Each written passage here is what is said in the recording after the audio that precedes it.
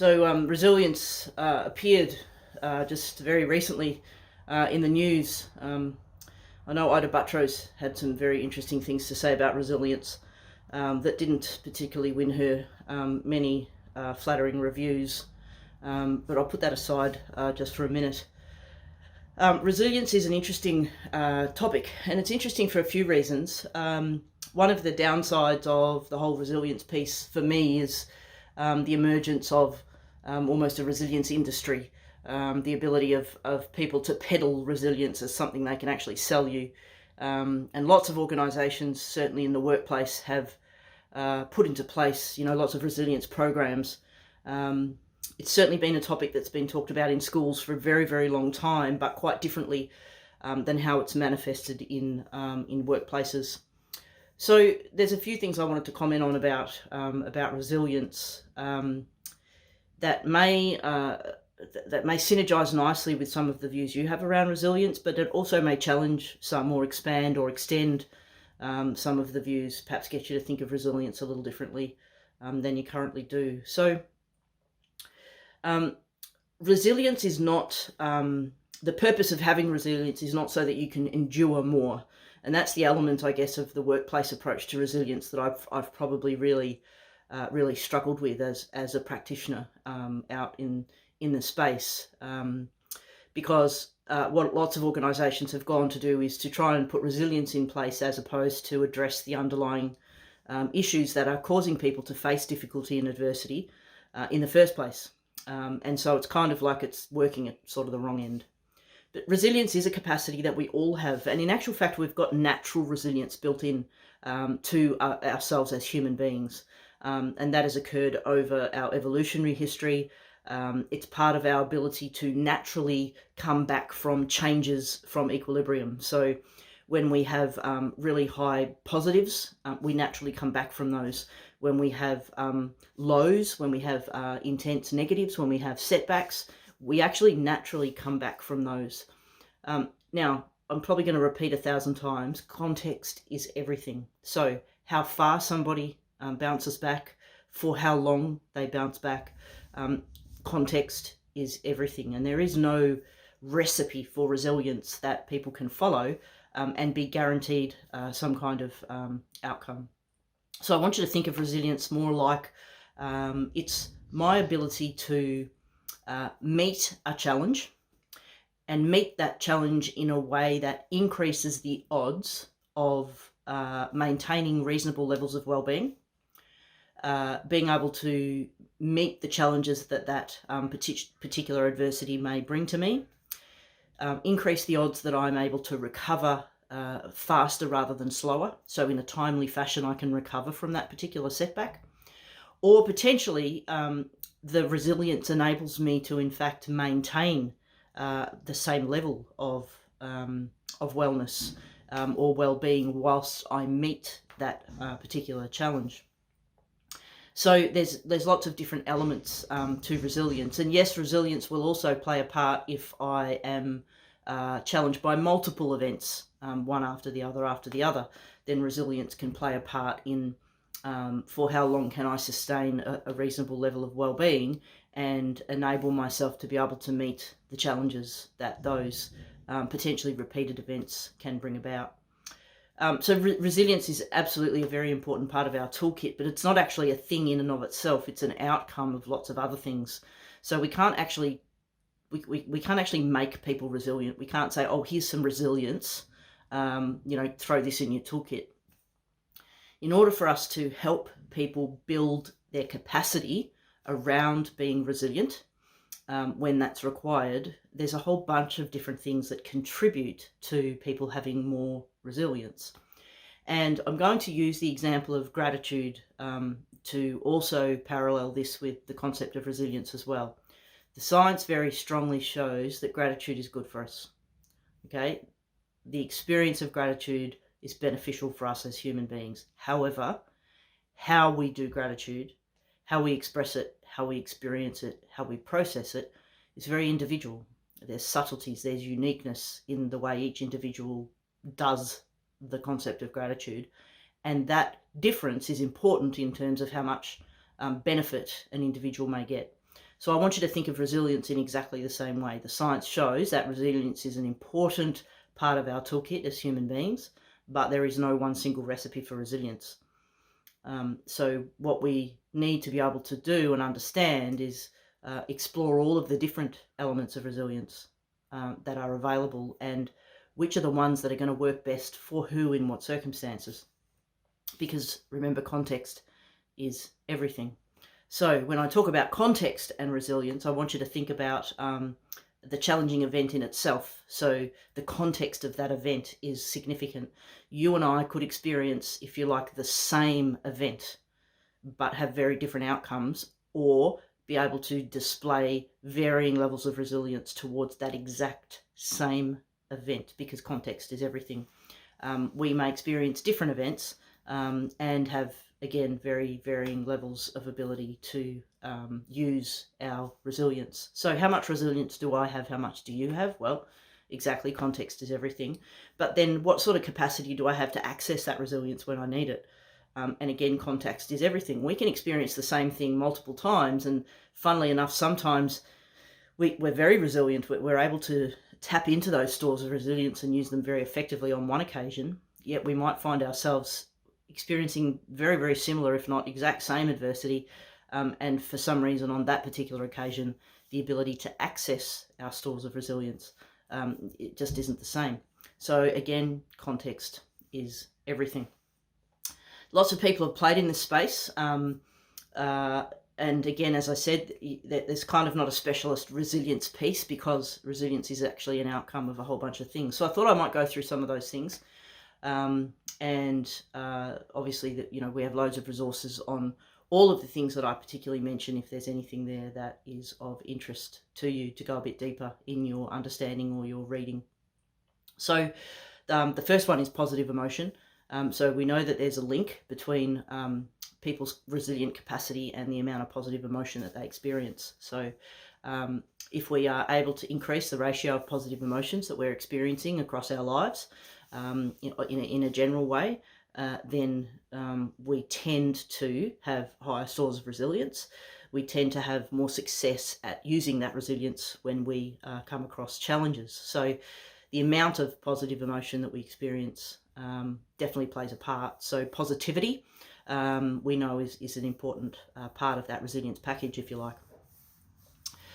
Some very cool people in that space. Barbara Fredrickson, of course, has been able to identify some particular positive emotions that give you a little bit more bang for your buck than some of the other positive emotions. And so there's some beautiful work out there around positivity, but it's often worth reflecting on, how's my ratio going? Choose a week, choose a period of time, and go, how's my ratio? Have I been experiencing enough positive emotion? Do I need a little bit more? Because it would probably do me good, whether it's the challenges you're facing now or potential challenges you may have in the future. So that's one aspect. Another aspect I'll talk about is a lesser known topic about post-traumatic growth. And in particular, some leaders in this space, Tedeschi and Calhoun, who've been able to look at, after adversity, after trauma, who is it that grows, and who is it that grows the most, and who is it that grows the least.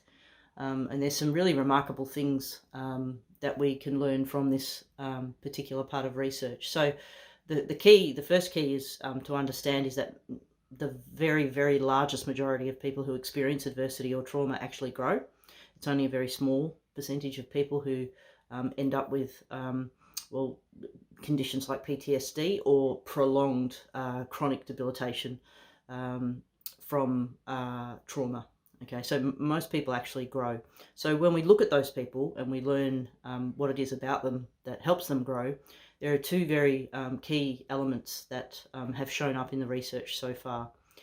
One is the thinking strategies that we employ after we experience adversity. So if we have some kind of challenge, there are two distinct types of thinking strategies that we can use. One we call directed thinking, which is where we are in control of our thoughts. We're methodically, working through scenarios, thinking about options, etc., coming to conclusions.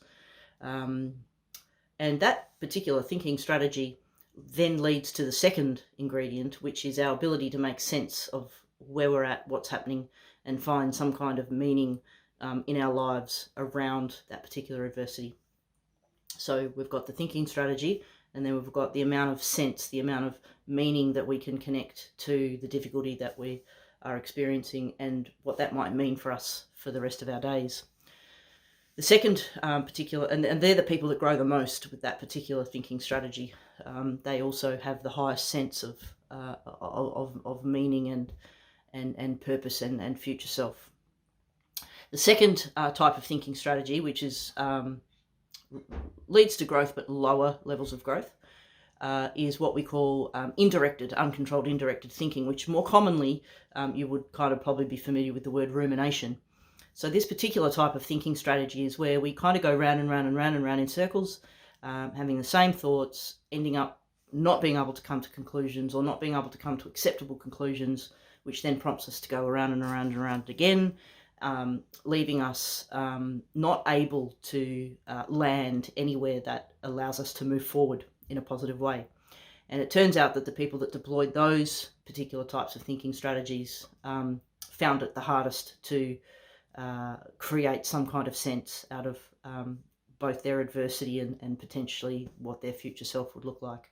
And so those people experience lower levels of growth. And then there was the group in the middle that started off with the rumination type thinking strategy, but due to a whole bunch of different things that triggered them to move to a better quality thinking strategy, like a more directed thinking strategy, were then able to start shifting more positively in that direction and experience some higher levels of growth. So there's two things there that add to our resilience. One is the thinking strategies that we employ, and also the sense of meaning and purpose that we can establish in the experience of adversity and the impact of that on our future self. So those are another two really key elements. The next piece, which is leading on from the meaning and purpose piece, one of my heroes, Dr. Paul Wong, he has what's called a dual systems model of meaning and purpose, which talks about our ability to respond to and make meaning from both positive and negative outcomes, both good and bad events that we experience. It's quite a complex model, but it's very, very powerful. And again, at the heart of his work is, and of course he stands on the shoulders of giants like Viktor Frankl, is that when we can make sense of where we're at when we're facing adversity, when we can then think about the implications of that for our future self, what choices that opens up for us, what opportunities does that give us that we might otherwise not have been exposed to, that sense of meaning and purpose is what enables us to continue to take steps forward. And when we put that back into the context of resilience, then we're looking at the ability to either get up and start again, if that's what happened, or push through if we're not knocked backwards. The ability to change direction rather than get stuck. These are all the ways that resilience manifests. Set brand new goals. Let go of things holding us back. So there's the connection there, which is really cool. Another piece I'm going to talk about, which is growth mindset, the work of Carol Dweck. And we know that there are elements of the outcome of resilience coming from the ability to be able to recognize and employ a growth mindset to a particular scenario. So a couple of key things we do differently when we're using a growth mindset as opposed to a fixed mindset. The first one is we're less likely to avoid challenges. And so from a resilience perspective, it's a lot easier to manifest or use your resilience if you're not running away or avoiding the difficult situation in the first place. So we've got that, we've got the growth mindset enables us to actually take on a challenge. And then if we have a setback, once we do take on that challenge, a growth mindset usually allows us to have at least a second go rather than kind of give up at the first sign of a struggle or a difficulty. So it gives us that ability to go, okay, well, that didn't work, but what else could I try? So we're at least staying in the game a little bit longer. And then the third element that's different with a growth mindset is that we understand that some effort is required. Stuff isn't just going to magically fall into place for us without us having played a part. So a growth mindset enables us to go, well, hang on a minute, I actually need to put something in place here. I need to do. There's got to be a doing bit on my behalf. So we develop a healthy respect for effort that's required for us to try and achieve any outcome that we're after. The fourth key area that is important from a growth mindset perspective is that we are more likely, not perfect, but more likely to take feedback on. So when people give us some advice or suggest that we try things in slightly different ways, a growth mindset allows us to be much more open to that. And so we're more likely to try different things, which increases our chances of success. So that adds to our resilience capacity. And then the fifth area that's different around a growth mindset is when we're using a growth mindset, we are likely to seek out people that do well in that space, people who've potentially had that adversity before. We're likely to find out, well, who has successfully overcome this difficulty. And rather than, kind of come up with excuses as to why they were able to do it and I can't, a growth mindset enables us to say, hey, what have you tried and what could I learn from you? Because you're making gains in a place that I would like to also make gains, and we're much more open to that information and more likely to use it. So there's a big strong link between our resilience capacity and a growth mindset, which is really, really cool. What else have we got? Let's talk about strengths next. So strengths, another passionate topic of mine that you will have heard me bang on about a lot. So when we're using our strengths, strengths is an interesting one because strengths actually taps into a lot of those other things that I've actually already mentioned. So when we're using our strengths, we tend to be experiencing more positive emotion. So we're actually, we're getting bigger bang for our buck there because we're actually tapping into both of those. There's also a correlation between strengths and growth mindset. So those 5 areas that I just described around growth mindset are enhanced by the use of our strengths. So that's really cool. When we use our strengths, we tend to create energy. So we actually put fuel in the bucket. And of course, part of the capacity of resilience is actually having the fuel, having the energy to either get up or keep going or push through or try again, whichever way that resilience is manifesting. It requires some energy. It's tiring. It can be quite exhausting. And so a strengths-based approach is actually us putting energy into the bucket as opposed to depleting the energy that we've got, the fuel that we've got. So strengths plays a really, really important part. The other thing that also strengths does for us is that even if we might, let's say, have a poor outcome from the adversity, we in fact get some positive experience from the fact that we got to use our strengths that actually feeds us, even though the overall outcome might not be exactly what we hoped for. So strengths is a really, really powerful way of being able to support the capacity for resilience. I think the context piece around resilience is the bit that I think is missed by a lot of people. So being able to understand that not everybody's ability to build a capacity for resilience is the same. The context around adversity is completely different for every individual, even if you are trying to say it's the same event. So 2 people get laid off in the same workplace at the same time.